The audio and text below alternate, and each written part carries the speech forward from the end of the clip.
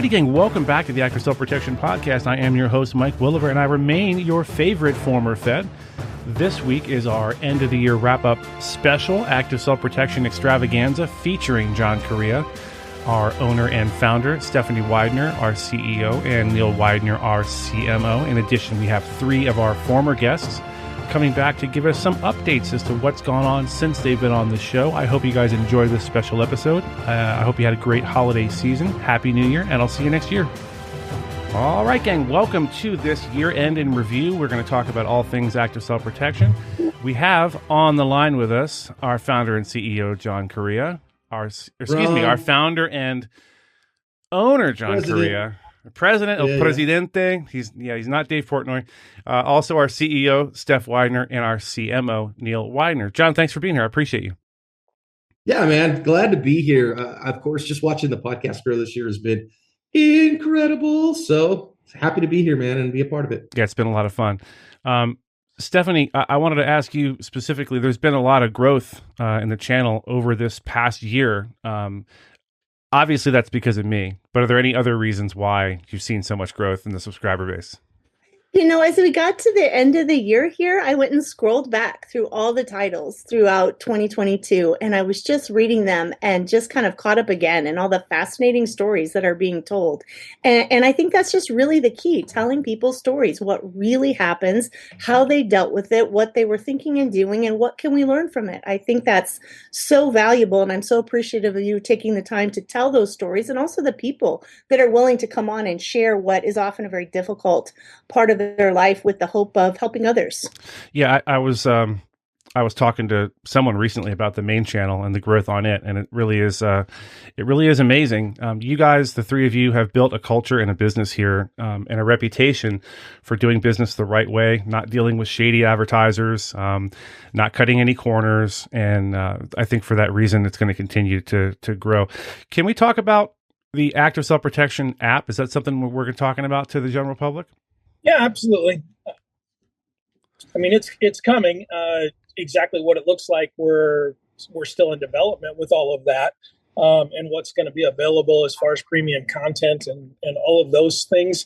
I don't think we're ready to really discuss much of that, but there will be some pretty cool premium content that comes. It's going to be an app that's going to be available for your iPhone and Android, and then it's going to stream on a few streaming services here and there, Hulu, Apple TV, that kind of thing. So yeah, I'm really excited about that and excited to get that going. It's a lot more detailed than what I'm saying here, but there is a lot to come yet. It'll probably be after the first of the year before we're ready to launch much of this, but I'm really excited to see what the future of that turns into. Yeah, I'm sure what you're dealing with as far as getting that all ready is a millionfold more difficult, but I can relate in as much as I said, hey, we should do a podcast, John, and stuff like, yeah, go ahead and let's do a podcast. And then I was like, how hard could it be? You record some voices, you throw it on the internet. And like I heard Jeremy Clarkson in the back of my head. How hard can it be? Very hard. That's how hard it can be. Quite hard, yeah. Yeah. Well, and we're excited. I know we're excited to have ability to connect directly to people, to not have to worry about, the fickleness of social media companies and their particular policies. In these cases, we'll own the apps, we'll own the ability to connect with people in those environments who choose to connect with us. So, and it'll be a more direct connection. So I'm excited for that stuff, man. It's going to be a ton of work. And I know Stephanie and I have talked about this. Neil and I have talked about this. We're going, oh boy, do we have it in us to do this much more work? And I think we do. If we didn't, we wouldn't be doing it. But I'm excited to bring new content and new venues and new ways. And as soon as we can actually discuss that, the actual content pieces, I'll let everybody know. That sounds great. So can we reassure our listeners and viewers that nothing is changing as far as the YouTube channel and the podcast? It's all staying the same, right? Yeah, absolutely. 100%. So the current offerings that we have at Active Self-Protection are, through YouTube, especially, our Facebook page will still be there. The YouTube channel will still be there. It's still getting the same content it's always gotten. And our goal there is to make that even better. Hopefully people noticed we just, on our intros and stuff, just upgraded our camera equipment. And so we're working hard on that. That's going to come over and be part of Active Self-Protection Extra as well. And all that content will still be there. We're working hard to make sure that content is there and better than ever. This will be like the next evolution of being able to interface with active self-protection. It's very exciting. And another announcement I can make now confidently is at some point in the new year, this podcast will be a video podcast. We're just ironing out the details. Part of the problem is some of our guests, they want to remain semi-anonymous. So we're trying to work on that, protecting their identity. But it's exciting. I can't wait to do it. It's going to be another learning curve. Like Neil was talking about, you think, oh, how hard could it be? Well, it's very hard. But we're discussing how to get that done as well. Who wants to talk about this past year's national conference? Show of hands. All right, Stephanie, it's all you. Talk to us about it. It was a great time. I was there. Neil was there. John was there. It was a great year. I mean, it's always a great year. It's always a little bit different. It has, its own personality or whatever's going to happen. This year was really special. We raised over $100,000 for abused and abandoned, neglected teens in the foster care system and those that are aging out of it with their Homes of Hope program as they stop being foster teens and become being adults in need of support and assistance. So I'm thrilled to be part of that. We brought in some of the best trainers from across the country. We had students that were excited to learn, open to learn. I mean, if anybody needed anything, half the time it was students that were jumping up and trying to help make this conference a success and a reality. My son did an amazing job as our conference auctioneer. It was supposed to be a raffle, but often he turns it into an auction, which is sometimes unfortunate if you invested in raffle tickets to a high degree. But that's always fun. It's just a joy. We get to hear. It's really the only time each year that John gets to preach and share a message with us from the Bible. And I really enjoy all of that. We get to sing and worship together with all of us being in different places across the country. That's not something we get to do often. So it was just really special. We're already planning and ideas, things we want to change and do to continue to evolve and grow for next year. So you definitely, if you didn't make it this year, you definitely want to try to get there next year. And if you did, I'm sure you're already looking for the dates to open and sign up. And I'm going to add a couple things there. First of all, I know we heard from Lisa that we just crossed the $120,000 raised bar in that, which is pretty amazing. That is amazing. It's the only conference of its kind that I know. I mean, it's 100% a fundraiser. Literally, we don't touch a penny. It costs us money. Sponsors help cover the instructors' costs, but many of them don't even put in their receipts. They donate that to the camp as well, which is pretty incredible. We had some great first-time classes this year. We had low light for the very first time. We had long-range shooting, so long-range precision rifle for the very first time. We got to do some really fun stuff. Neil and I got to teach a little bit more extended version of our defensive private citizen shotgun class, which was super duper fun. And so we're looking forward to even more of that this coming year. And it is literally my favorite weekend of the year. Now, I'll tell you, I head home sometime, Monday and dragging my butt like a dead dog. And everybody does, right? But it's so worth it. And so join us if you can.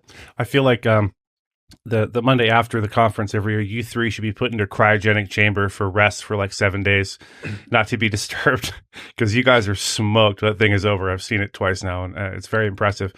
If you listen to this show with any regularity, you know I'm frequently plugging the national conference and encouraging our guests and listeners to look into that and consider getting out there for that. Another thing we talk about a lot is the active self-protection instructor cohort, which is now just a rousing success. Neil, do you want to? I know when people sign up for that, they're going to end up at some point in beautiful Sioux Falls, South Dakota for the in-person. What's going on with the instructor cohort? Well, we're getting ready to start our 6th cohort here any day now. That's going to start up here pretty quick, and the in-person will be right after the first of the year in Sioux Falls. So you get to come to sunny Sioux Falls, South Dakota in the January-February timeframe. It's beautiful. It's bright, mostly because everything's covered with snow. But we have a pretty cool range that we work with over there that hosts us. The really cool thing about the instructor certification, I think, it's something that John and Steph and I talked about for 2, 3, 4 years before we really were able to get this thing launched and off the ground. And and of course, like any new program, it's had hiccups along the way, but I think we're really getting it dialed in. We've got Carrie Dudenhofer and Chris Bean kind of running as the directors of the program. So the way the program works, it's a 6-month long program. So this isn't a one and done, show up in South Dakota, shoot a couple of times and we give you a certification. it's 6 months of work, and it really is work. As I look at it, it's more of a distance learning type of program. So like an online, almost like a college course. There's several books that they have to read. There's some significant writing that has to be done. And, and then there's a weekly meeting or weekly class that we have once a week where you meet, we discuss everything that we have learned and where we're at with all of this. And it's interesting, and I know it sounds like a whole lot of work, but the interesting thing is the feedback that we get from people is words like life changing and stuff like that. Is it's a complete attitude shift. That to be an instructor of adults is a little bit different than being a teacher, in a school of kids or anything along those lines. So we really talk a lot about the adult learning process and that kind of thing, and spend some real time digging into some of that stuff and how we transfer knowledge to adults. And the instructors really love it. They have to shoot to get in, and that's really the shooting of it. And we do some shooting where everybody's here in South Dakota just to kind of ensure and check that to make sure that this is the right thing for you. But if you can't shoot, to get in, you're not going to get in. We have a pretty lengthy process to even get into this, and it's so far it's been very special. So far, everybody that has graduated this has had, just great things to say about it.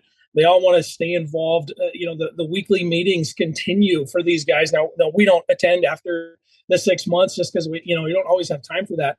But that's the one thing that I see over and over is that when the cohort graduates and finishes, they want to stay connected. And now there's some networking that's been done, and there's some people to contact when you need some help or just need something to run by somebody, or you got a student in XYZ area. So I think our goal is to change the outlook in the industry to some degree. And I think that we're having some success at that. You may not realize this, you three, because you haven't been students in this class, but really the biggest side effect of the culture you've built around that instructor cohort is as soon as you're done with this class, you're going to have a built-in network of people amazing instructors all over the country. So if you're taking a class, if you're in San Diego and your class is in Kansas City, you're probably going to know someone around there or close that can help you guest instruct, help you build curriculum. It's really amazing. And the other thing I wanted to point out, Neil, you said teaching adults is different than teaching a bunch of first graders. That's absolutely true. What I got out of it was coming from a law enforcement or a military background, going to now teach non-law enforcement, non-military people. Frequently we see it's problematic because they're acting like they're still teaching cops, and they're not.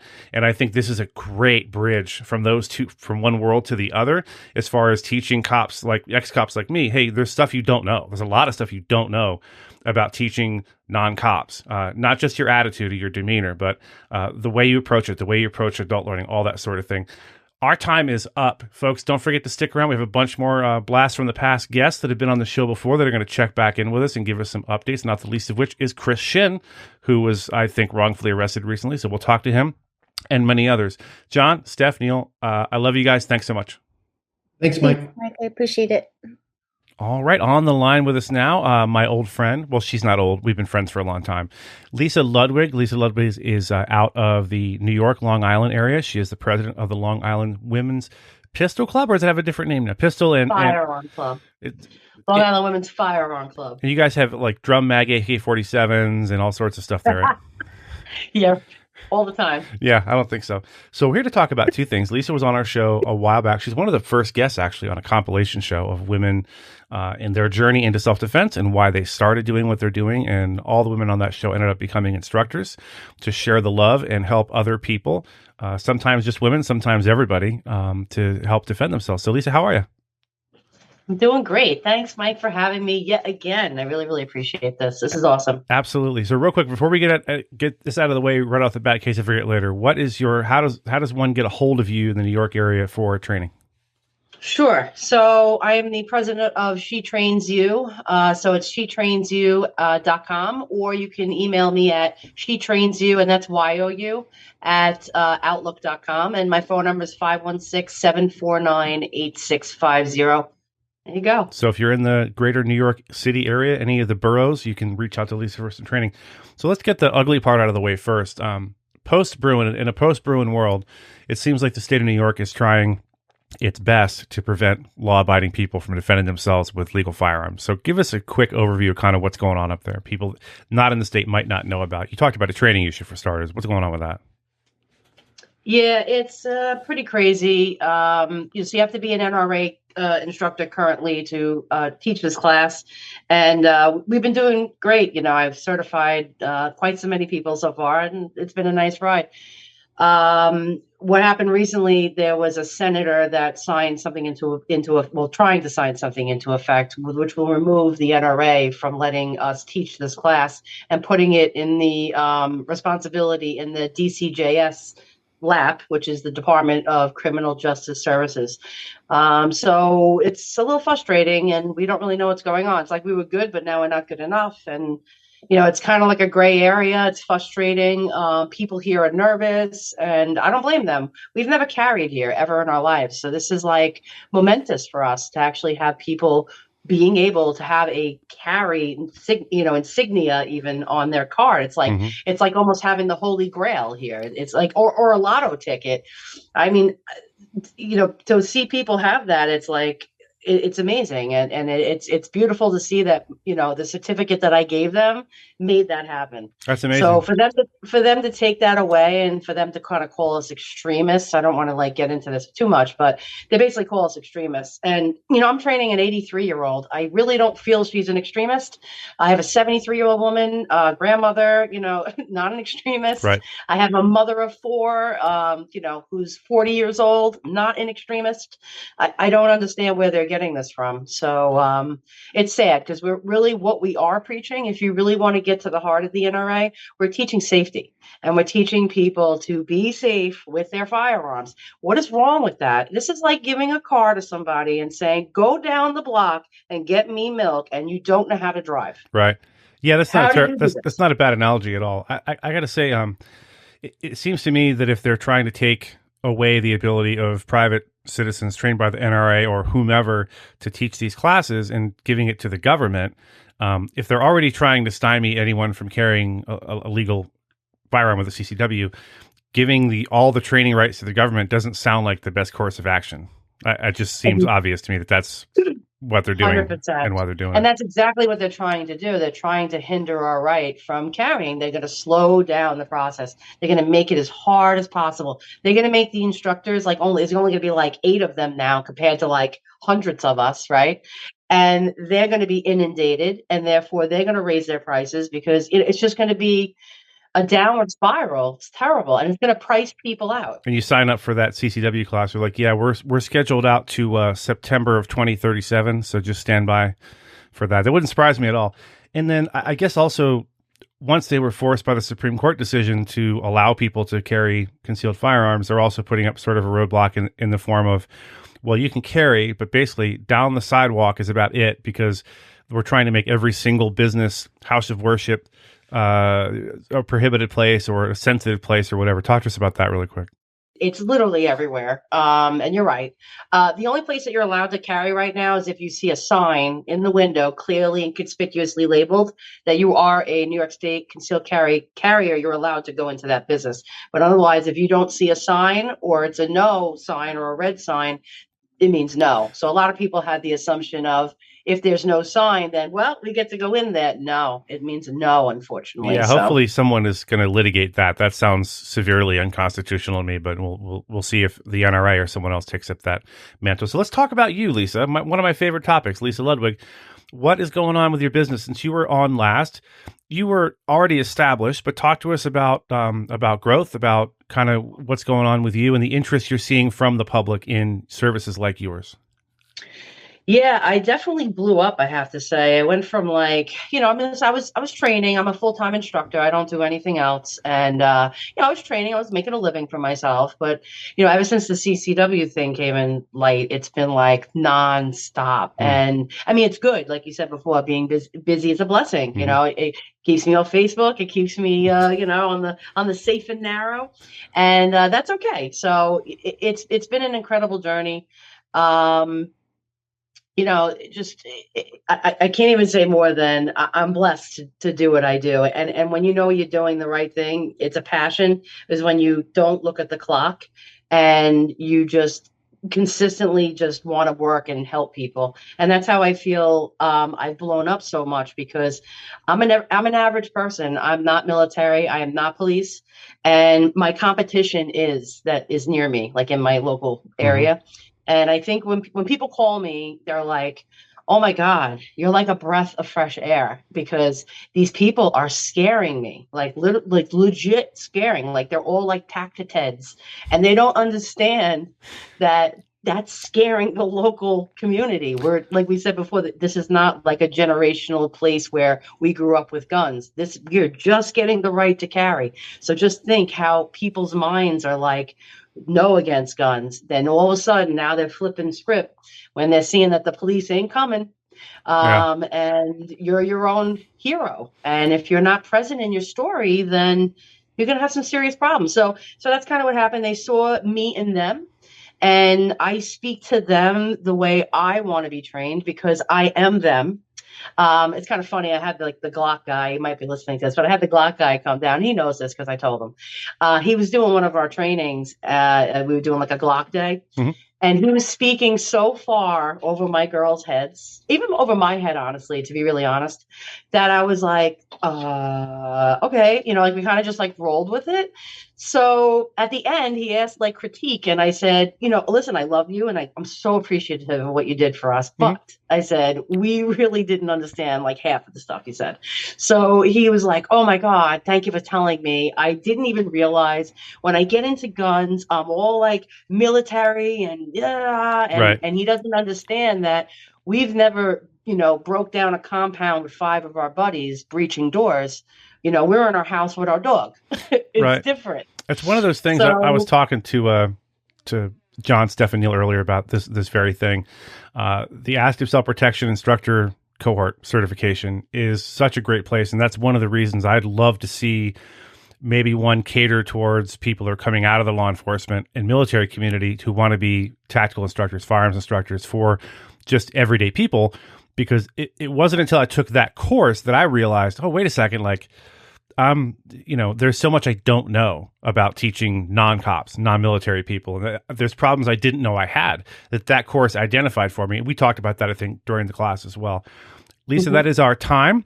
It is always a pleasure to see you, always a pleasure to talk to you. Give me the website one more time. It is shetrainsyou.com.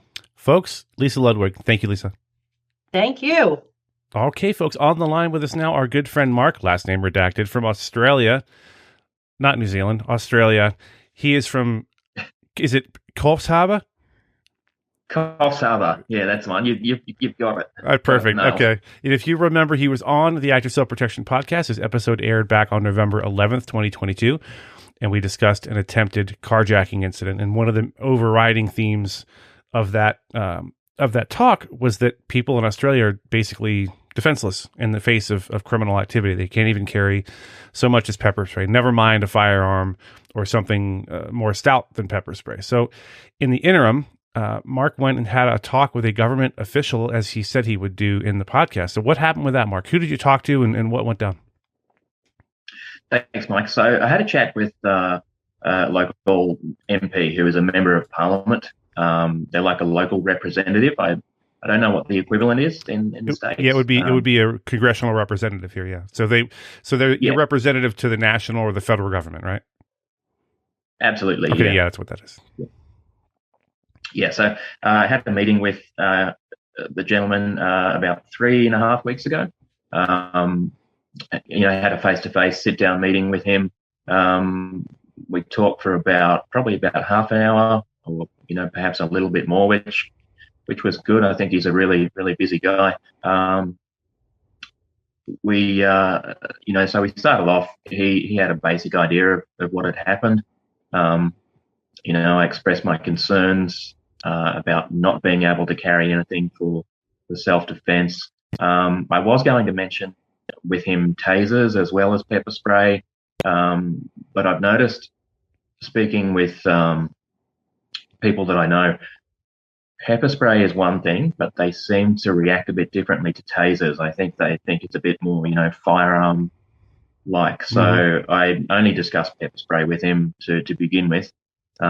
He was fairly receptive. I think he's a good guy, but also a career politician. Right. He didn't want to give any, specific answer in terms of what his opinion was. Even having the discussion with me, he sort of weighed the pros and cons. He said, look, I guess it's good in this way because you can defend yourself and it's a non-lethal means of defense. But he kept a few times referred to pepper spray as being an escalation in situations. And I said, look, I guess in situations where people misuse it, if it's road rage and it's a verbal altercation and someone decides to pepper spray, I can see what you're saying, but we're not discussing that today. We're talking about, being threatened with a deadly weapon and having nothing to defend yourself. So he was good in that regard. I made a couple of points that I thought were really good. So recently, where I work, we had fire training. So we do fire drills. We learn to use the fire extinguishers and that kind of thing. The gentleman who ran that is a firefighter, and his overarching theme through the training was that it takes them about 15 minutes to get to a fire in a small, reasonably small town like Coffs Harbour. And he said, in that first 15 minutes, you're the first responder because there won't be anyone else. So I put the argument forth to my MP that we're trained that that's the case with fire safety, that's the case with first aid, in medical emergencies, that whoever's there is the first responder. Why is it not the case with personal defense and personal security? It's crazy to have the suggestion that don't do anything, just wait for the police to get there. So, he was a reasonable guy. He was good to talk to. Yeah, it's funny you bring that up. The analogy of it's one of the analogies frequently made in the United States as it relates to either having armed police officers in schools, or having certain select members of the staff in certain positions who are discreetly armed with a firearm to protect students, because it's going to take a minute or two or 10 or 12 or 15 for the police to show up. It's not their fault. The police would love to be everywhere at once, but they can't be.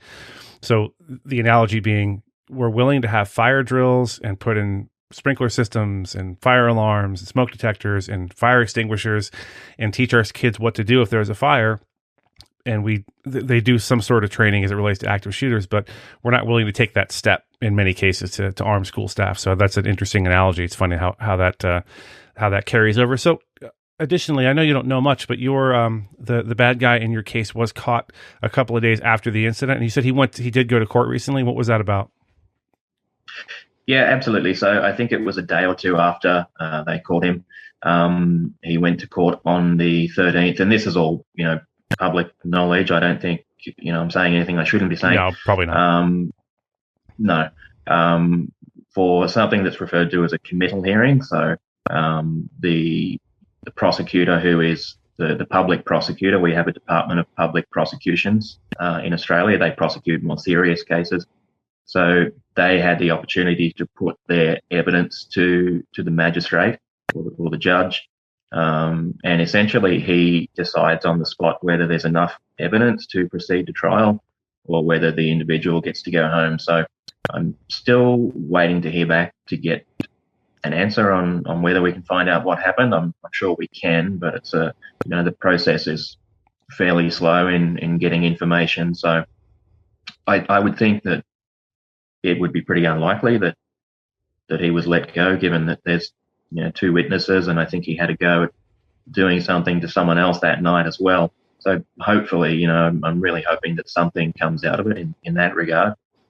Another really quick point I wanted to make as well about the pepper spray and discussing that with my local member. Mm-hmm. Made the point to him as well that I'm not ashamed to bring this up, but I have a firearms license. I'm trusted with high-powered rifles, all sorts of things that I own, but I can't purchase a can of essentially chili sauce. Yeah. It's crazy. Yeah, that's actually an excellent point. So to be clear for our American listeners who might not have heard the original podcast, that doesn't mean he can carry a gun. That's almost unheard of, completely unheard of in Australia, but he can possess firearms, go to a range, that sort of thing, and have them at home. And the idea that they would trust you with a semi-automatic magazine-fed rifle and not a can of Palm pepper spray is pretty ridiculous. So now listen, Palm is our sponsor. Now I'm not trying to open the Australian market for them. I'm not being paid. Wink, wink. No, I'm kidding. Of course I'm not. But I'm sure Palm would love to have the business. So shout out to Palm. Mark, I appreciate you coming on initially. I appreciate you coming back to bring our audience up to date. I assume you will let me know when you hear something about that hearing, and I will pass that along to our listeners. Absolutely, I'll keep in touch, and when I do get a response back from my federal member, I'll shoot you a line as well. He's made representations to the deputy premier, which is a state level guy, and the police minister as well. So the three questions that he put to them, just really quickly. Sure. What exactly were the laws surrounding pepper spray? Is there a review pending of those laws anytime soon? And one specifically that I got him to put in there was, what is their justification for having it banned from civilian use? Very good. So we'll see how we go. Mark, I thank you again. Have a happy New Year, my friend. Fantastic. You too, Mike. Cheers. Hey, gang, check it out. We have a update from Chris Shin. He was on our show back on October 7th. His episode was entitled Poor Concealment Lands Good Dad in a Bad Spot, which, by the way, I wasn't sure what to call that episode, so I asked Stephanie, and she came up with that pretty catchy title. It was a very successful episode. It did really, really well. We got a lot of people writing to me and asking, hey, is somebody helping this guy out, that sort of thing. And so I did put him in touch with one person. We'll talk about that in a second. Chris Shin, thanks so much for coming back. I appreciate it. I appreciate you all for having me back. Absolutely. So can we just recap your story? So he had how old was your daughter at the time? She's 6 years old still. Okay. She was 6 when it occurred. 6-year-old daughter. The school she attends had lost her on numerous occasions. Chris had numerous meetings with school staff trying to get this hammered out so it wouldn't happen again. And the last time it happened, he was waiting at the bus stop, like a proud American, armed, legally concealing a firearm with a neighbor. When his daughter and the neighbor's child didn't get off the bus, they did what any parent would do. They hopped in the car. He hopped in his neighbor's car. Down to the school they went. And let's just say Chris gave them the business he expressed his displeasure with their inability to keep track of his small child. And he wasn't particularly shy about it. He let them know how he felt. And I can't say I blame him. This wasn't like it was the first time it happened. Anyway, police are called for an unrelated reason. And one of the officers apparently didn't seem to like Chris's attitude too much. And when Chris's cover garment rode up a little bit, the officer saw he was armed and goes, "Ha, I have a reason to arrest this guy," and did a totally discretionary arrest. So he was in the criminal justice system at the time we talked the first time. So catch us up. What has happened since then, Chris? Well, since then, I have learned a lot about Missouri state law when it comes to firearms in regards to school properties, school events, and all that stuff. As we discussed last time, there was a statute that I caught on to and hung on to. Mm-hmm. Now, for a while, we were very, very worried, my wife and I, that we weren't going to be able to get a lawyer and that we wouldn't have the finances. And we were very much facing, destitution as far as losing our home and stuff because of my job being put on a hold through suspension. And we did, which to everybody listening and anybody that may have extended any kind of help, thank you. We didn't require much more beyond just the support of knowing that other people, know we aren't out here trying to do anything bad. And any financial assistance we gained, thank you. We did not ultimately get a, big hoity-toity lawyer or anything, but we did get enough as far as donation to cover the minor charge. I think it's $375 for the public defender that was appointed to us. So we were able to get that covered, which is great. But when I brought up the Missouri statute in regards to transporting a child to and from school and legally carrying your firearm to my public defender, she didn't know about it, had no clue. Looked into it, and she was like, "Oh my gosh, you're onto something here." And she, we sat on it for a little bit. We wanted to wait and get discovery from the prosecutor so she could go over that and everything. Sure. And come to find out, the only thing that was ever brought up in the police report or the charge itself was that I just simply had a firearm on my person. They put into the police report that I was at the school searching for my child because I had believed the school misplaced her. So they the law enforcement officers that made the arrest, when they did the report, they kind of helped me there, because they established on a piece of paper for the courts in an official document that the reason I was there was for my kid, to get her. When the prosecutor, and I told you, I believe in an email, he sent a plea deal of criminal trespassing, and that would be it. They would plea it down from a unlawful use of a weapon, and bring it to a criminal trespassing, as long as I let them destroy my firearm. Okay. And I told my lawyer, absolutely not, because like I said, I've learned a lot about Missouri law. Mm-hmm.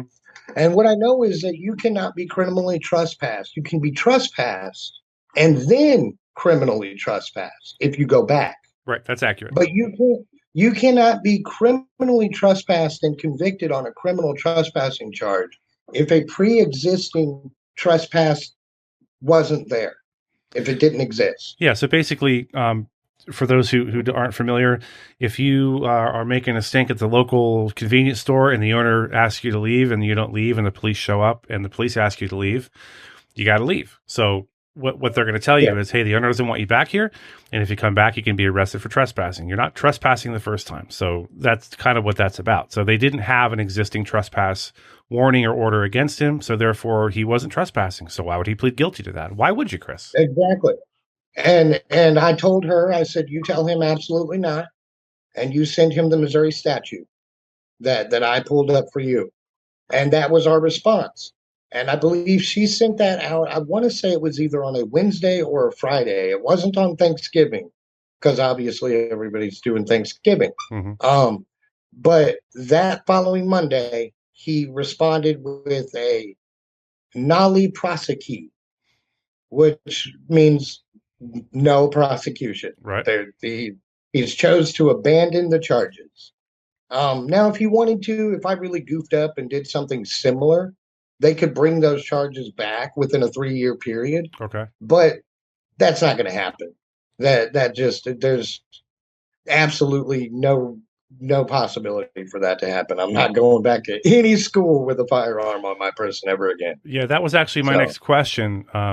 Did you receive, or did your attorney receive what's called where I'm from, it's called a no pros letter, basically detailing it's a letter usually from the DA's office saying, okay, we're not going to prosecute this. However, this is in effect for however long, sort of a informal probation, like you said. So did you get something that? And is that what it said? Nope. It's absolutely nothing. And the reason why was because, and I think the reason it had something to do with his drastic, because you got to admit that's pretty drastic to go from a felony unlawful weapons charge to a criminal misdemeanor trespass.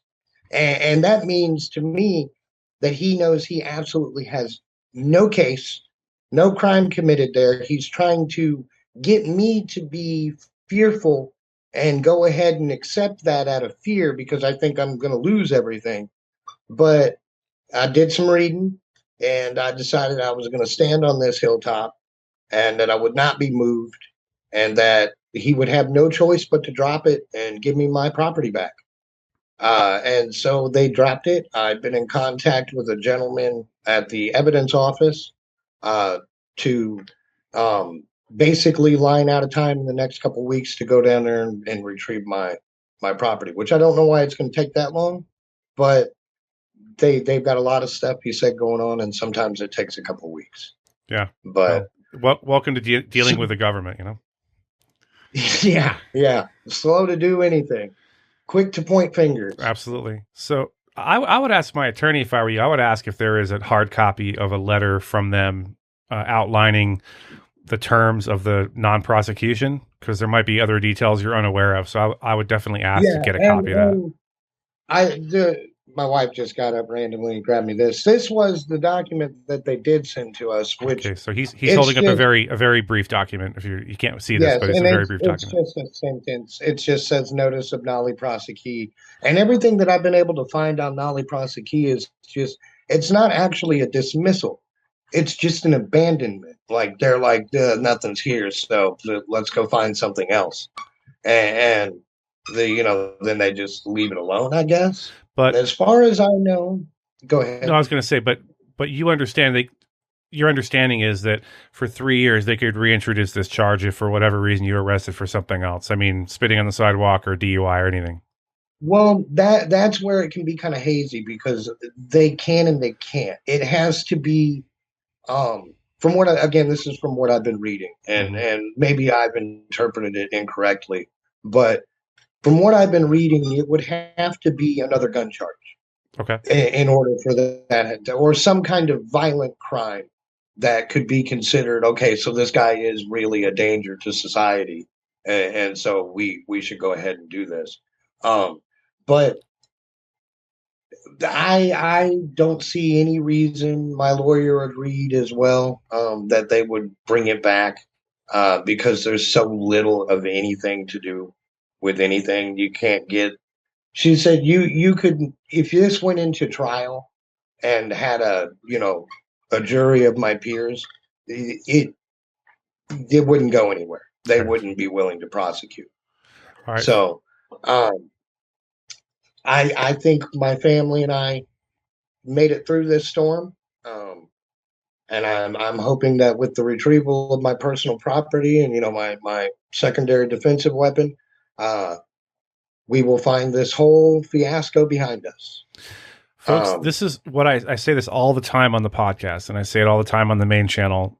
If you're a private citizen and you carry a firearm, it is really important, as Chris can now testify.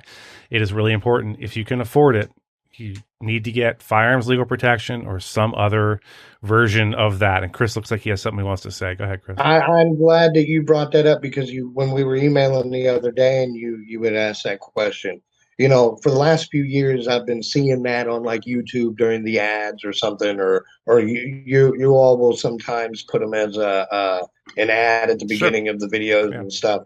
And I always used to kind of, as stupid as it may sound, snicker at the idea, like, who needs that? Me. Yeah. I need that. Yeah.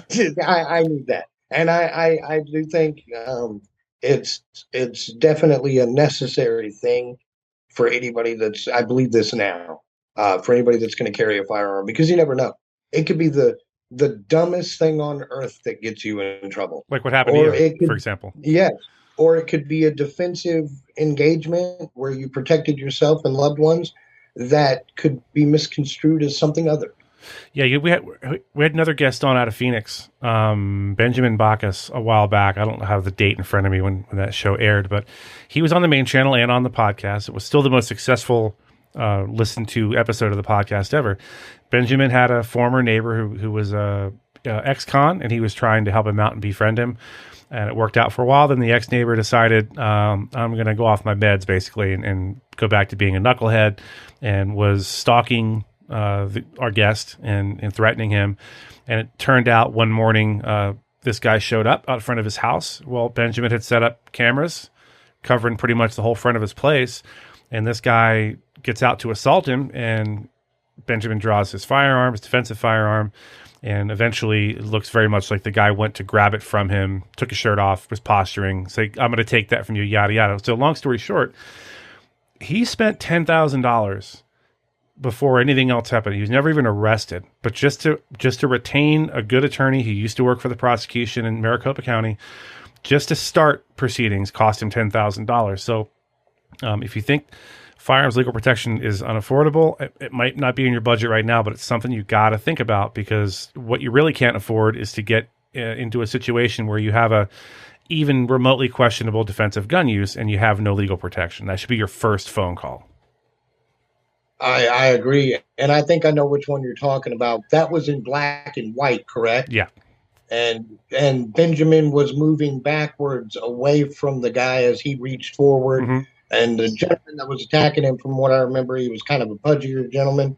And he took the shirt off as a kind of a threatening engage, like, oh, we're going to do it now. Right. I remember that. Yeah, that was it. And that cost that man $10,000 for something that, yes, he clearly defended himself and was not in the wrong, but that still cost $10,000. Yeah, my point is, you might find yourself in a position like that where you're like, man, am I on solid legal ground? I don't really know. I'm not 100% sure. Or you might find yourself in a position like our friend Chris here, who did quite literally nothing wrong, broke no laws, as far as anyone can tell, and still got put into that legal system. So having that up front, having that be your first phone call once everyone's safe and secure to FLP is highly recommended. They will tell you what to say or what not to say. What they're probably going to say is don't say anything, by the way. Chris, I got to run. This is our first bonus episode. Very exciting to have you back, and I'm sure our listeners will be super happy to hear this news. And I appreciate you coming on the first time and especially the second time. So good to see you again, my friend. It's good to see you as well, and thank you for having me again. My pleasure. All right, gang, it is that time again for the Gutowski Files, featuring Stephen Gutowski. He is the founder of TheReload.com and the host of the weekly Reload podcast. And in case I get tied up later and tongue-tied and forget, please do me a favor, go over to TheReload.com, TheReload.com, all one word, and give them a look. Consider getting a membership over there. Stephen relies on your membership dollars to fund his important work. Stephen, how are you, sir? I'm doing well. How are you? I'm doing okay. Your holiday? It was good. We had a great Christmas. We have a new puppy. Rocco's not with us today. I think his public will demand that once we go video, he be on the show every week. But until then, he is currently napping. Him and the other dogs have been fighting, play fighting all morning. So he's getting jumped into the crew, as it were, over here at Retro Williver. So in keeping with the theme of this show, as you know, Stephen, we had John, Neil, and Stefan to talk about active self-protection and what's been going on for the last year. And then we had some of our former guests come on to talk about some updates with their story. So in that vein, why don't you talk to us a little bit about what's going on over at The Reload, any kind of growth you've had and where you see yourselves going in 2023, and some exciting news about, as we talked about before, about you becoming a contributor on CNN.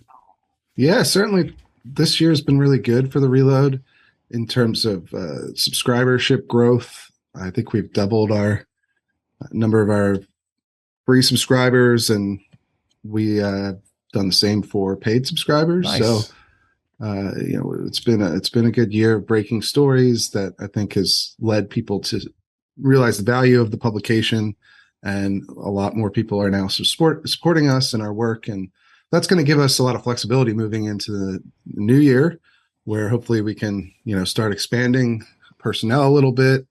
That's my goal for this publication, is to make it into a larger operation where we can cover more stories and we can bring people more news about firearms across the country, about politics, policy, culture, just everything going on with guns in America.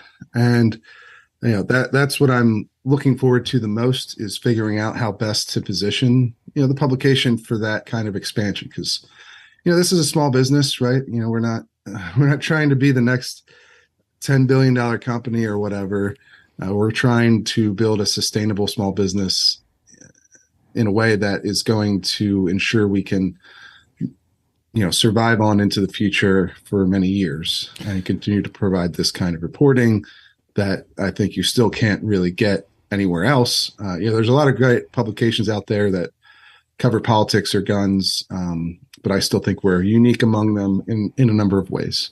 And that's what I hope to capitalize on, the progress we've made to this point. And, that's what I think we're going to focus on in 2023.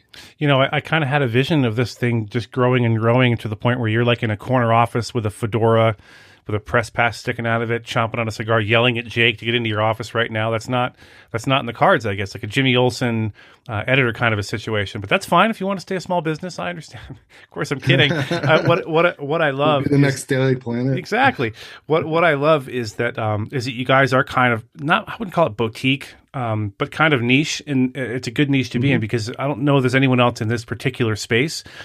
Kind of like the Active Self-Protection podcast is a very specific thing that covers a very specific target. You guys focus on firearms and Second Amendment stuff, keeping the NRA's feet to the fire, holding politicians accountable for things they say they're going to do, and breaking a lot, as you said, breaking a lot of stories that I'm not hearing anywhere else. So yeah, I pray that your business flourishes and stays in that lane, because I think with you, as you said, moving forward, we don't want it to get so big that it's unmanageable. I like where it's at, although I'd like to see it grow enough to where you can kind of be an overseer and a director rather than having to write half the stories yourself. You know what I mean? Is that something you're planning on doing? Yeah, absolutely. And I think focus is a great word to use for what we're doing. We have a focus. We stay on topic. We stay on our beat.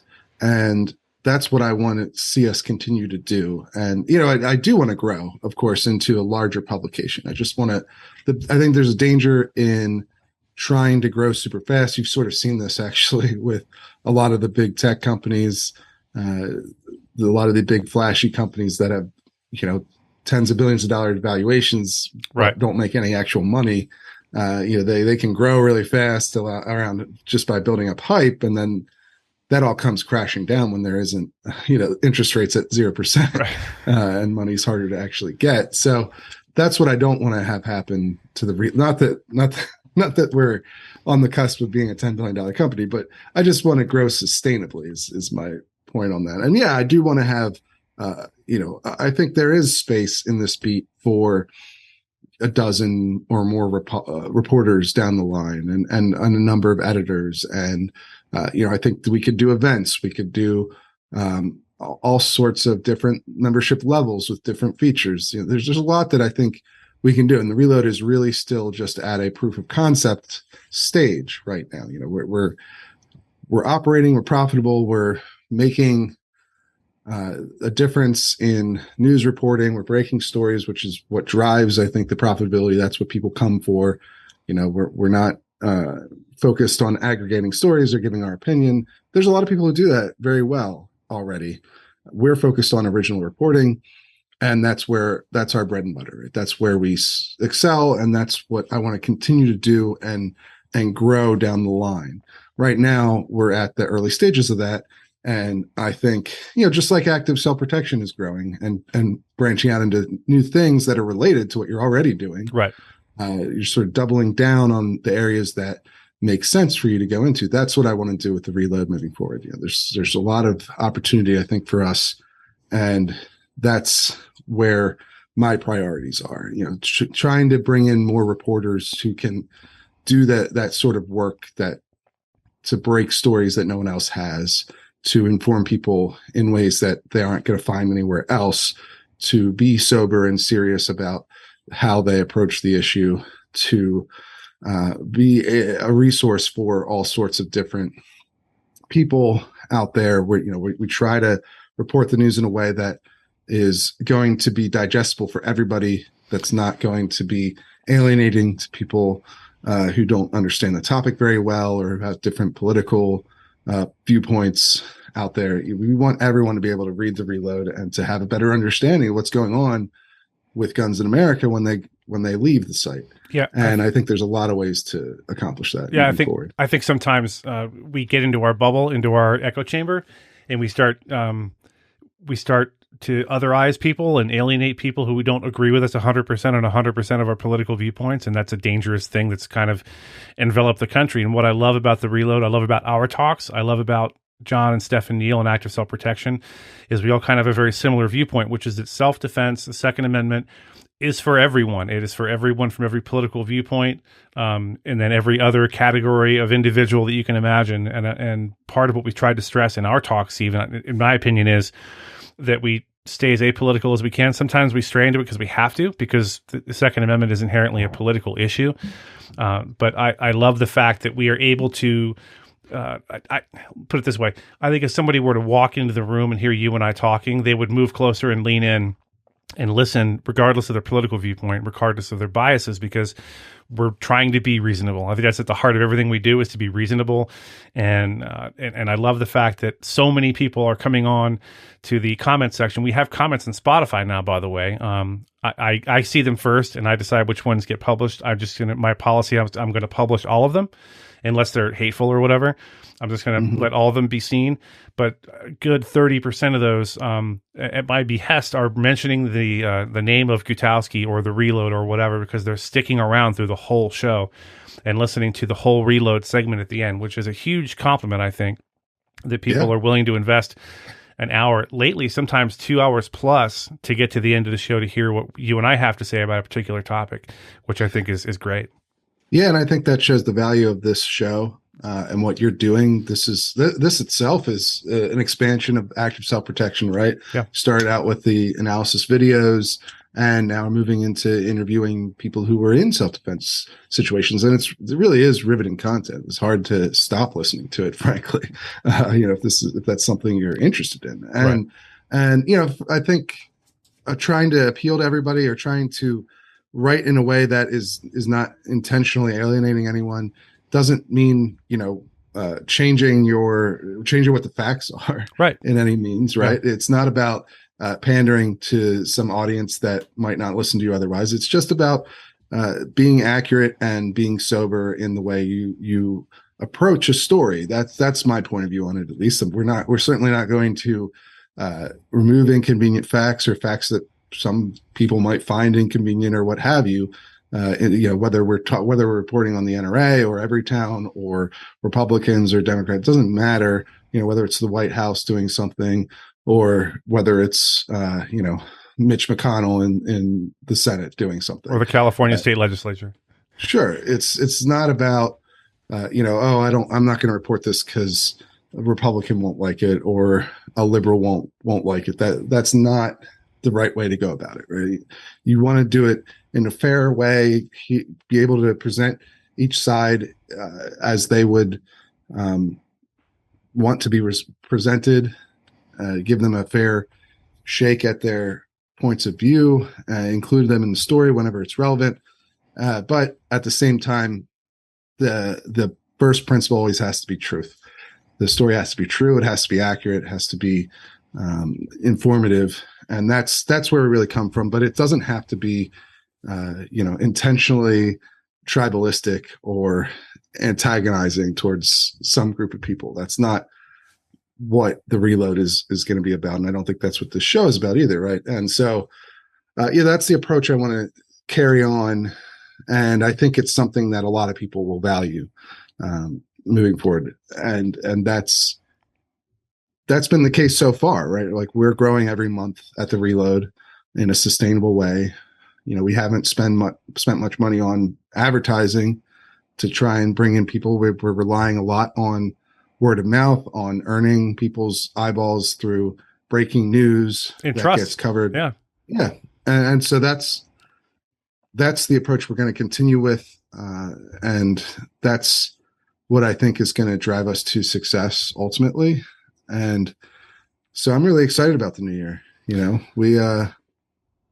The CNN role has also gone well to this point. It's still early there. It's only been a couple months since I started with them, but I've had a good experience thus far. I'm hoping to get more time on the network in the future, hoping to broaden out the coverage there, so it's more than crime related stories or mass shooting related stories. There's so much more going on with guns in America, as we talk about here on the show every week.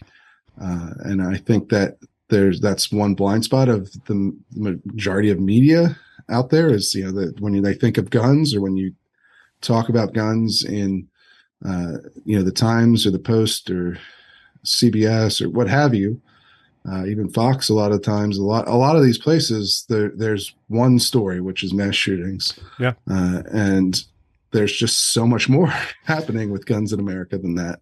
And so, you know, that's what I'm hoping. You know, we bring that approach to the Reload, and I'm hoping to continue to bring that to CNN as well. Nice. You know, I get a lot of comments on the main channel about the ATF and shooting dogs and the ATF trying to take all your guns. There's an analogy, a clunky analogy I'm going to try to make here, and that is I work with a lot of ATF agents over the years who were on task forces with me, and to a man and to a woman, they were not gun-grabbing, crazy-eyed people. In the same way that sometimes other three-letter agencies get a bad rap because people at their headquarters level who are inherently political animals, who are never line agents, who were never investigators, do things politically one way or the other that are untoward or unpleasant. ATF agents frequently get all lumped into one category because of the mission of the agency. And the people that I knew were pro-Second Amendment and pro-guns and loved the idea of every private citizen being able to arm themselves. Those are the people you want in those positions. As long as we have an ATF, as long as it exists, I want as many people like-minded as me in that agency as possible to sort of rein it in. In the same way, if you hate CNN and you hate, leftist politics and leftist, political reporting, yada, yada, yada, I think the important thing is to have Stephen on that network, providing some balance and giving a perspective, a sane, sober perspective, as he does at the Reload, of saying, no. Every gun story shouldn't be a mass shooting. Every gun story shouldn't be something negative that happened with a gun. There's a ton of other stuff to talk about. And I've seen you on there, and I love the way that you bring a very level-headed approach to it. And I want you representing people like me to the rest of the country who otherwise would never talk to someone like me. We would never interact. They would cross a street to avoid me. So I love the idea that you are on there and they can see someone like Stephen presenting another side to the argument about guns. I think that's awesome. Yeah, and going back to your ATF point too, that's another area where we try to bring a fair approach as well. Like, we've covered the ATF extensively and critically throughout the year, especially in regards to the president's appointments of the new ATF director and his attempts to do that. And we talked about that here as well. We've talked about that a bunch on this show. And at the same time, I'm in contact with the ATF. I talk to the ATF, their press representatives. I talk to ATF sources to try and make sure that I'm fairly representing the agency's positions on these things as well. Again, not changing any facts. If there's something I can report, I'm going to report it.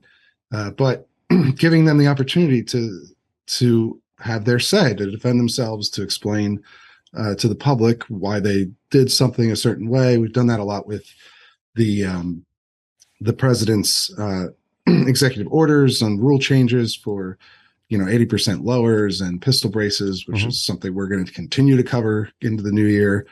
Same thing for the CDC with our recent reporting on them. We do our best to give the CDC a fair opportunity to defend themselves or to explain themselves. And same for the advocates who were involved, the gun control advocates who were involved in that story. Like, always reach out for comment to see what they want to, how they want to respond, what they would say, maybe, and issue corrections if we get something wrong is another important thing. For instance, just today, actually, it turned out that the CDC had prepared a statement for the Trace, which is the publication that had initially reported that there was a change to the language on the website. They, we obviously had a lot of the details on how that change got made, but and part of the emails that we got from them, from the CDC, included this statement that they had finalized to send to this reporter. And it turned out that they never actually sent that statement to the reporter. It's a bit odd on the CDC's part, but it's important to clarify this. It's not a big part of the story, right? It doesn't really change anything as far as the main interaction between the CDC and these advocates, but it's important to get that accurate because, if somebody thinks that there was a statement sent to the Trace and they didn't publish it, they might question, why didn't you publish this? Well, it turns out they never even got the statement because the CDC never sent it to them. It's a minor point in the bigger story, but it's important to be accurate. And it's good to have those relationships where you can talk to the people. It doesn't mean that you change things to be inaccurate or leave out facts that they don't want reported or something along those. That would be wildly unethical, right?